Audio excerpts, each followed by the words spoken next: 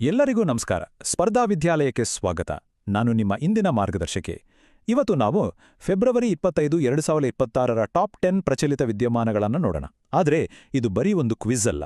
ಪ್ರತಿಯೊಂದು ಪ್ರಶ್ನೆಯ ಆಳಕ್ಕೆ ಇಳಿದು ಅದಕ್ಕೆ ಸಂಬಂಧಪಟ್ಟ ಎಲ್ಲಾ ವಿಷಯಗಳನ್ನು ನಾವು ಚರ್ಚೆ ಮಾಡೋಣ. ಕೆಎಎಸ್, ಪಿಎಸ್ಐ, ಎಫ್ಡಿಎ ಯಾವುದೇ ಪರೀಕ್ಷೆಗೆ ನೀವು ತಯಾರಿ ನಡೆಸ್ತಾ ಇದ್ರೂ ಈ ವಿಶ್ಲೇಷಣೆ ನಿಮಗೆ ಖಂಡಿತವಾಗಿಯೂ ಸಹಾಯ ಮಾಡುತ್ತೆ. ನೋಡಿ, ಈ 10 ಪ್ರಶ್ನೆಗಳಿಗೂ ನಿಮ್ಮ ತಯಾರಿಗೆ ಒಂದು ಸರಿಯಾದ ದಾರಿ ತೋರಿಸುತ್ತೆ. ಹಾಗಾಗಿ ಪ್ರತಿಯೊಂದನ್ನೂ ಗಮನವಿಟ್ಟು ಕೇಳಿ ನಿಮ್ಮ ಜ್ಞಾನವನ್ನ ಪರೀಕ್ಷೆ ಮಾಡ್ಕೊಳ್ಳಿ. ಸರಿ, ಹಾಗಾದ್ರೆ ಶುರು ಮಾಡೋಣ ಅಲ್ವಾ? ಮೊದಲ ಭಾಗದಲ್ಲಿ ನಾವು ನಮ್ಮ ದೇಶದಲ್ಲಿ ಮತ್ತೆ ಅಂತಾರಾಷ್ಟ್ರೀಯ ಮಟ್ಟದಲ್ಲಿ ಆಗಿರೋ ಕೆಲವು ಪ್ರಮುಖ ಘಟನೆಗಳನ್ನು ನೋಡೋಣ. ಇದರಲ್ಲಿ ಸ್ಪೋರ್ಟ್ಸ್, ಟೆಕ್ನಾಲಜಿ ಹೀಗೆ ಎಲ್ಲವೂ ಕವರ್ ಆಗತ್ತೆ. ನಮ್ಮ ಮೊದಲನೇ ಪ್ರಶ್ನೆ ಕ್ರೀಡಾಲೋಕದಿಂದ ಬರ್ತಾ ಇದೆ.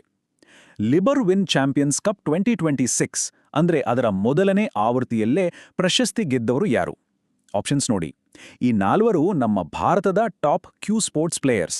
ಸರಿಯಾದ ಉತ್ತರ ಯಾವುದು ಅಂತ ಯೋಚನೆ ಮಾಡಿ. ಹೌದು, ಸರಿಯಾದ ಉತ್ತರ ಪಂಕಜ್ ಅಡ್ವಾಣಿ. ನಮ್ಮ ಬೆಂಗಳೂರಿನ ಕರ್ನಾಟಕ ಸ್ಟೇಟ್ ಬಿಲಿಯರ್ಡ್ಸ್ ಅಸೋಸಿಯೇಷನ್ನಲ್ಲಿ ಫೈನಲ್ ಮ್ಯಾಚ್ ನಡೀತು. ಅಲ್ಲಿ ಅವರು ಕಮಲ್ ಚಾವ್ಲಾ ಅವರನ್ನ 6-3 ಅಂತರದಿಂದ ಸೋಲಿಸಿ ಚಾಂಪಿಯನ್ ಆಗಿ ಹೊರಹೊಮ್ಮಿದ್ರು. ಅಷ್ಟೇ ಅಲ್ಲ, ಈ ಗೆಲುವಿನ ಜೊತೆಗೆ ಲಿಬರ್ ವಿನ್ ಕಂಪನಿಯವರನ್ನ ತಮ್ಮ ಬ್ರ್ಯಾಂಡ್ ಅಂಬಾಸಿಡರ್ ಅಂತ ಕೂಡ ಘೋಷಣೆ ಮಾಡಿದೆ. ನೋಡಿ, ಇದರಿಂದ ಕ್ರೀಡೆಗೂ ಕಾರ್ಪೊರೇಟ್ ಜಗತ್ತಿಗೂ ಎಷ್ಟು ಹತ್ತಿರದ ಸಂಬಂಧ ಇದೆ ಅಂತ ಗೊತ್ತಾಗುತ್ತೆ. ಸರಿ, ಈಗ ಎರಡನೇ ಪ್ರಶ್ನೆ. ಇದು ಟೆಕ್ನಾಲಜಿಗೆ ಸಂಬಂಧಪಟ್ಟಿದ್ದು. ಇತ್ತೀಚೆಗೆ ತುಂಬಾನೇ ಸದ್ದು ಮಾಡ್ತಾ ಇರೋ ಭಾರತ್ ಜನ್ ಎಐ ಬಗ್ಗೆ ಈ ಕೆಳಗಿನ ಯಾವ ಹೇಳಿಕೆ ಸರಿಯಿದೆ? ಆಪ್ಷನ್ಗಳನ್ನ ಒಂದ್ಸಲ ಸರಿಯಾಗಿ ಓದ್ಕೊಳ್ಳಿ. ಉತ್ತರ ತುಂಬಾ ಸ್ಪಷ್ಟವಾಗಿದೆ. ಇದು ಭಾರತದ ಸ್ವದೇಶಿ, ಅಂದ್ರೆ ನಮ್ಮಲ್ಲೇ ತಯಾರಾದ ಬಹುಭಾಷಾ ಜನರೇಟಿವ್ ಎಐ. ಇದರ ಅಸಲಿ ಪವರ್ ಇರೋದೇ ಅದರ ಭಾಷಾ ಸಾಮರ್ಥ್ಯದಲ್ಲಿ.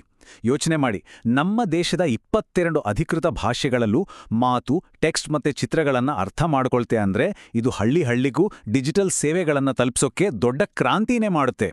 ಇದು ಬರೀ ಇಂಗ್ಲಿಷ್ಗೋ ಅಥವಾ ಫೋಟೋ ಗುರುತಿಸೋಕೋ ಸೀಮಿತ ಆಗಿಲ್ಲ. ಮುಂದಿನ ಪ್ರಶ್ನೆ ಭೂಗೋಳಕ್ಕೆ ಸಂಬಂಧಿಸಿದ್ದು. ಇದು ಪರೀಕ್ಷೆಗಳಲ್ಲಿ ಅದೆಷ್ಟೋ ಬಾರಿ ರಿಪೀಟ್ ಆಗಿರೋ ಪ್ರಶ್ನೆ. ಜಗತ್ತಿನಲ್ಲೇ ಅತಿ ಆಳವಾದ ಮತ್ತು ಅತಿ ಹಳೆಯ ಸಿಹಿನೀರಿನ ಸರೋವರ ಯಾವುದು? ಹೇಳಿ ನೋಡೋಣ. ಉತ್ತರ ಬೈಕಾಲ್ ಸರೋವರ. ಇದು ರಷ್ಯಾದ ಸೈಬೀರಿಯಾ ಪ್ರದೇಶದಲ್ಲಿದೆ. ಇದು ಕೇವಲ ಆಳ ಮತ್ತು ಹಳೆಯದು ಅನ್ನೋ ಕಾರಣಕ್ಕೆ ಫೇಮಸ್ ಅಲ್ಲ. ಒಂದು ಇಂಟ್ರೆಸ್ಟಿಂಗ್ ಫ್ಯಾಕ್ಟ್ ಏನಂದ್ರೆ, ಇಡೀ ಜಗತ್ತಿನ ಮೇಲ್ಮೈಯಲ್ಲಿರೋ ಸಿಹಿ ನೀರಿನಲ್ಲಿ 20% ನೀರು ಇದೊಂದೇ ಸರೋವರದಲ್ಲಿದೆ. ಅಷ್ಟೇ ಅಲ್ಲ, ಜಗತ್ತಿನಲ್ಲಿ ಬೆರೆಲ್ಲೂ ಕಾಣಸಿಗದ ಬೈಕಾಲ್ ಸೀಲ್ ಅನ್ನೋ ಒಂದು ವಿಶೇಷ ಜೀವಿ ಇಲ್ಲಿದೆ. ಇದೇ ಕಾರಣಕ್ಕೆ ಯುನೆಸ್ಕೋ ಕೂಡ ಇದನ್ನ ವಿಶ್ವ ಪರಂಪರೆಯ ತಾಣ ಅಂತ ಗುರುತಿಸಿದೆ. ಸರಿ, ಮುಂದಿನ ಪ್ರಶ್ನೆ. ಇದು ಒಂದು ಪ್ರಮುಖ ಅಂತಾರಾಷ್ಟ್ರೀಯ ಕಾನ್ಫರೆನ್ಸ್ ಬಗ್ಗೆ. ನಮ್ಮ ಭೂಮಿಯ ಆರೋಗ್ಯಕ್ಕೆ ಸಮುದ್ರಗಳು ಎಷ್ಟು ಇಂಪಾರ್ಟೆಂಟ್ ಅಂತ ನಮಗೆಲ್ಲ ಗೊತ್ತೇ ಇದೆ. ಹಾಗಾದ್ರೆ 2026ರಲ್ಲಿ ನಡೆದ ವಿಶ್ವ ಮಹಾಸಾಗರ ವಿಜ್ಞಾನ ಕಾಂಗ್ರೆಸ್ನ ಮುಖ್ಯ ಥೀಮ್ ಅಂದ್ರೆ ವಿಷಯ ಏನಾಗಿತ್ತು? ಸರಿಯಾದ ಉತ್ತರ ocean health and sustainable future. ಈ ಸಮ್ಮೇಳನ ನಡೆದಿದ್ದು ಗೋವಾದ ಪಣಜಿಯಲ್ಲಿ. ಇಲ್ಲಿ ಮುಖ್ಯವಾನಿ ಕ್ಲೈಮೇಟ್ ಚೇಂಜ್, ಸಮುದ್ರ ಪರಿಸರವನ್ನ ಹೇಗೆ ಕಾಪಾಡೋದು ಮತ್ತೆ ನೀಲಿ ಆರ್ಥಿಕತೆಯ ಬಗ್ಗೆ ಚರ್ಚೆ ನಡೀತು. ನೀಲಿ ಆರ್ಥಿಕತೆ ಅಂದ್ರೆ ಏನು ಅಂತೀರಾ? ಸಿಂಪಲ್ ಆಗಿ ಹೇಳೋದಾದ್ರೆ, ಸಮುದ್ರದ ಸಂಪನ್ಮೂಲಗಳನ್ನ ನಾಶ ಮಾಡದೆ ಅದನ್ನ ಬಳಸ್ಕೊಂಡು ದೇಶದ ಆರ್ಥಿಕತೆಯನ್ನ ಬೆಳೆಸೋದು. ಇದನ್ನ ಗೋವಾದ ಮುಖ್ಯಮಂತ್ರಿಗಳೇ ಉದ್ಘಾಟನೆ ಮಾಡಿದ್ರು. ಬನ್ನಿ ಮತ್ತೆ ಸ್ಪೋರ್ಟ್ಸ್ಗೆ ವಾಪಸ್ ಹೋಗೋಣ.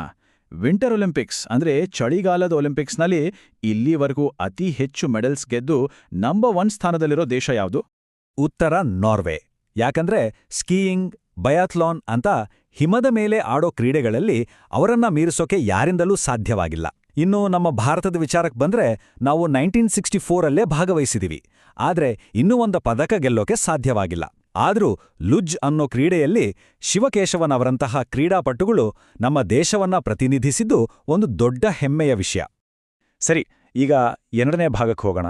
ಇಲ್ಲಿ ನಮ್ಮ ಗಮನವನ್ನ ಭಾರತದ ಆಡಳಿತ, ಸರ್ಕಾರದ ಕೆಲವು ಯೋಜನೆಗಳು ಮತ್ತು ನಮ್ಮ ದೇಶದ ಭೂಗೋಳದ ಮೇಲೆ ಹರಿಸೋಣ. 6ನೇ ಪ್ರಶ್ನೆ ಇಲ್ಲಿದೆ. ನಮ್ಮ ದೇಶದ ಕೃಷಿ ಕ್ಷೇತ್ರದಲ್ಲಿ ಒಂದು ತುಂಬಾನೇ ಪ್ರತಿಷ್ಠಿತ ಕಾರ್ಯಕ್ರಮ ಇದು. ಪೂಸಾ ಕೃಷಿ ವಿಜ್ಞಾನ ಮೇಳ 2026. ಇದು ಎಲ್ಲಿ ನಡೆದು ಅಂಟ್ಕೇರಿ? ಉತ್ತರ ನವದೆಹಲಿಯ ಪೂಸಾ. ಈ ಮೇಳದ ಮುಖ್ಯ ಉದ್ದೇಶವೇನು ಗೊತ್ತಾ? ಲ್ಯಾಬ್ಗಳಲ್ಲಿ ನಡೆಯೋ ರಿಸರ್ಚ್ ಮತ್ತೆ ಹೊಸ ಟೆಕ್ನಾಲಜಿಗಳನ್ನ ನೇರವಾಗಿ ರೈತರ ಹೊಲಕ್ಕೆ ತಲುಪಿಸೋದು. ಇದೇ ಕಾರ್ಯಕ್ರಮದಲ್ಲಿ ಒಂದು ದೊಡ್ಡ ಘೋಷಣೆ ಕೂಡ ಆಯಿತು. ಅದೇನೆಂದ್ರೆ 2 ಲಕ್ಷ ಕೋಟಿ ರೂಪಾಯಿ ರಸಗೊಬ್ಬರ ಸಬ್ಸಿಡಿಯನ್ನ ಮಧ್ಯವರ್ತಿಗಳ ಹಾವಳಿ ಇಲ್ಲದೆ ನೇರವಾಗಿ ರೈತರ ಬ್ಯಾಂಕ್ ಖಾತೆಗೆ ಹಾಕೋ ಯೋಜನೆ. ಮುಂದಿನ ಪ್ರಶ್ನೆ. ಸರ್ಕಾರದ ಒಂದು ಡಿಜಿಟಲ್ ಇನಿಷಿಯೇಟಿವ್ ಬಗ್ಗೆ. ರಾಜ್ಮಾರ್ಗ್ ಪ್ರವೇಶ್ ಅಂತ ಒಂದು ಪೋರ್ಟಲ್ ಇದೆ. ಅದನ್ನ ಯಾಕೆ ಶುರು ಮಾಡಿದ್ದಾರೆ? ಅದರ ಮುಖ್ಯ ಉದ್ದೇಶ ಏನು? ಸರಿಯಾದ ಉತ್ತರ ಎನ್ಒಸಿ ಅನುಮತಿ ಪ್ರಕ್ರಿಯೆಯನ್ನ ಸುಲಭ ಮಾಡೋದು. ನೋಡಿ, ಮೊದಲೆಲ್ಲ ನ್ಯಾಷನಲ್ ಹೈವೇ ಪಕ್ಕ ಒಂದು ಪೆಟ್ರೋಲ್ ಬಂಕ್ ಹಾಕಬೇಕು ಅಂದ್ರೆ ಅಥವಾ ಒಂದು ಆಪ್ಟಿಕಲ್ ಫೈಬರ್ ಕೇಬಲ್ ಎಳಿಬೇಕು ಅಂದ್ರೆ ಎನ್ಒಸಿ ಅಂದ್ರೆ ನಿರಾಕ್ಷೇಪಣಾ ಪತ್ರ ತಗೊಳ್ಳೋಕೆ ತಿಂಗಳುಗಟ್ಲೆ ಕಾಯ್ಬೇಕಿತ್ತು. ಆದರೆ ಈ ಪೋರ್ಟಲ್ ಬಂದ್ಮೇಲೆ ಆ ಎಲ್ಲಾ ಪ್ರಕ್ರಿಯೆಯನ್ನ ಆನ್ಲೈನಲ್ಲೇ ಮಾಡಬಹುದು. ಇದರಿಂದ ಎಲ್ಲವೂ ಫಾಸ್ಟ್ ಮತ್ತು ಪಾರದರ್ಶಕವಾಗಿ ನಡೆಯುತ್ತೆ. 8ನೇ ಪ್ರಶ್ನೆ, ನಮ್ಮ ನೆರೆಯ ದೇಶದ ಜೊತೆಗಿನ ಸಂಬಂಧದ ಬಗ್ಗೆ. ಭಾರತ ಮತ್ತೆ ಬಾಂಗ್ಲಾದೇಶದ ನಡುವೆ ಓಡಾಡೋ ಮೈತ್ರಿ ಬಸ್ ಸೇವೆ ಸ್ವಲ್ಪ ಸಮಯ ನಿಂತಿತ್ತು. ಎಷ್ಟು ತಿಂಗಳ ಗ್ಯಾಪ್ ನಂತರ ಅದು ಮತ್ತೆ ಶುರುವಾಯಿತು? ಸರಿಯಾದ ಉತ್ತರ 18 ತಿಂಗಳು. ಬಾಂಗ್ಲಾದೇಶದಲ್ಲಿ ಹೊಸ ಸರ್ಕಾರ ಬಂದ ಮೇಲೆ ಎರಡು ದೇಶಗಳ ನಡುವಿನ ಸಂಬಂಧವನ್ನ ಇನ್ನಷ್ಟು ಗಟ್ಟಿ ಮಾಡೋಕೆ ಈ ಬಸ್ ಸೇವೆಯನ್ನ ಮತ್ತೆ ಶುರು ಮಾಡಿದ್ದಾರೆ. ಈ ಬಸ್ ಕೋಲ್ಕತ್ತಾದಿಂದ ಢಾಕಾ ಮೂಲಕ ಅಗರ್ತಲಾಗೆ ಹೋಗುತ್ತೆ. ಇದರಿಂದ ಬರೀ ವ್ಯಾಪಾರ, ಟೂರಿಸಂ ಮಾತ್ರವಲ್ಲ, ಜನರ ನಡುವಿನ ಸ್ನೇಹ ಸಂಬಂಧ ಕೂಡ ಬೆಳೆಯುತ್ತೆ. ಇದೊಂದು ಸ್ವಲ್ಪ ಟ್ರಿಕ್ಕಿ ಆಗಿರೋ ಹಿಸ್ಟರಿ ಪ್ರಶ್ನೆ. ಫೇಮಸ್ ಆರ್ಕಿಟೆಕ್ಟ್ ಸರ್ ಎಡ್ವಿನ್ ಲುಟಿಯನ್ಸ್ ಅವರ ಹೆಸರು ಕೇಳಿರ್ತೀರ. ಅವರಿಗೂ ಮತ್ತು ಮದ್ರಾಸ್ ಅಂದ್ರೆ ಇವತ್ತಿನ ಚೆನ್ನೈಗೂ ಒಂದು ಸಂಬಂಧ ಇದೆ. ಈ ಆಪ್ಷನ್ಗಳಲ್ಲಿ ಯಾವುದು ಸರಿ? ಸರಿಯಾದ ಉತ್ತರ, ಅವರು ಮದ್ರಾಸ್ ಕ್ಲಬ್ನಲ್ಲಿರೋ ಮೊದಲನೇ ಮಹಾಯುದ್ಧದ ಸ್ಮಾರಕ ಫಲಕವನ್ನ ಡಿಸೈನ್ ಮಾಡಿದ್ರು. ಸರಿ, ಈ ಪ್ರಶ್ನೆಗ ಯಾಕೆ ಬಂತು ಅಂತ ಯೋಚಿಸ್ತಾ ಇದ್ದೀರಾ? ಯಾಕಂದ್ರೆ ಇತ್ತೀಚೆಗೆ ರಾಷ್ಟ್ರಪತಿ ಭವನದ ಆವರಣದಲ್ಲಿದ್ದ ಅವರ ಪ್ರತಿಮೆಯನ್ನ ತೆಗೆದು ಆ ಜಾಗದಲ್ಲಿ ನಮ್ಮ ದೇಶದ ಮೊದಲ ಭಾರತೀಯ ಗವರ್ನರ್ ಜನರಲ್ ಆಗಿದ್ದ ಸಿ ರಾಜಗೋಪಾಲಾಚಾರಿಯವರ ಪ್ರತಿಮೆಯನ್ನ ಇಡಲಾಗಿದೆ. ಬ್ರಿಟಿಷರ ಕಾಲದ ಚಿಹ್ನೆಗಳನ್ನ ಮರುಪರಿಶೀಲನೆ ಮಾಡೋ ಚರ್ಚೆಯ ಒಂದು ಭಾಗವಾಗಿ ಈ ನಿರ್ಧಾರವನ್ನ ತೆಗೆದುಕೊಳ್ಳಲಾಗಿದೆ. ಬನ್ನಿ, ಇವತ್ತಿನ ನಮ್ಮ ಪ್ರಶ್ನೋತ್ತರ ವಿಭಾಗದ ಕೊನೆಯ ಪ್ರಶ್ನೆಗೆ ಬಂದಿದ್ದೇವೆ. ಪರಿಸರಕ್ಕೆ ಸಂಬಂಧಿಸಿದ್ದು. ಪಿಲಿಭಿತ್ ಹುಲಿ ಸಂರಕ್ಷಿತ ಪ್ರದೇಶ ಯಾವ ರಾಜ್ಯದಲ್ಲಿದೆ? ಇದು ತುಂಬಾನೇ ಪ್ರಮುಖವಾದ ಒಂದು ಟೈಗರ್ ರಿಸರ್ವ್. ಉತ್ತರ ಪ್ರದೇಶ್. ಇದು ಭಾರತ-ನೇಪಾಳ್ ಬಾರ್ಡರ್ನಲ್ಲಿದೆ. ಇದರ ನಿಜವಾದ ವಿಶೇಷತೆ ಏನು ಗೊತ್ತಾ? ಇದು ನೇಪಾಳದ ದುಧ್ವಾ ಮತ್ತು ಶುಕ್ಲಾಫಾಂಟಾ ಕಾಡುಗಳ ನಡುವೆ ಒಂದು ಇಕೊಲಾಜಿಕಲ್ ಕಾರಿಡಾರ್ ಥರ ಕೆಲಸ ಮಾಡುತ್ತೆ.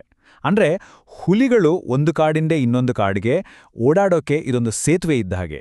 ಇದರಿಂದ ಪ್ರಾಣಿಗಳ ವಂಶವಾಹಿ ವೈವಿಧ್ಯತೆ ಕಾಪಾಡೋಕೆ ತುಂಬಾನೇ ಸಹಾಯ ಆಗುತ್ತೆ. ಸರಿ, ನಮ್ಮ ಮುಖ್ಯ 10 ಪ್ರಶ್ನೆಗಳು ಮುಗಿದ್ವೆ. ಈಗ ನಿಮ್ಗಾಗಿ ಒಂದು ಬೋನಸ್ ರೌಂಡ್. ಕಳೆದ ತಿಂಗಳಲ್ಲಿ ಸುದ್ದಿಯಲ್ಲಿದ್ದ ಕೆಲವು ಇಂಪಾರ್ಟೆಂಟ್ ವಿಷಯಗಳನ್ನ ಒಂದೇ ಲೈನಲ್ಲಿ ಸೂಪರ್ ಫಾಸ್ಟಾಗಿ ನೋಡೋಣ. ರೆಡಿ ಅಲ್ವಾ? ಲಕ್ಷ್ಯ ಸೇನ್ 2020 ಆಸ್ಟ್ರೇಲಿಯನ್ ಓಪನ್ ಗೆದ್ದಿದ್ದಾರೆ. ಜಸ್ಟಿಸ್ ಸೂರ್ಯಕಾಂತ್ ಭಾರತದ 53ನೇ ಚೀಫ್ ಜಸ್ಟಿಸ್ ಆಗಿದ್ದಾರೆ. ನಮ್ಮ ಸುಪ್ರೀಂ ಕೋರ್ಟ್ ಸ್ಥಾಪನೆಯಾಗಿದ್ದು ಜನವರಿ 28, 1950ರಲ್ಲಿ. ಗದಗದಲ್ಲಿ ಒಂದು ದೊಡ್ಡ ಮರದ ಜೇಡ ಕಂಡುಬಂದಿದೆ.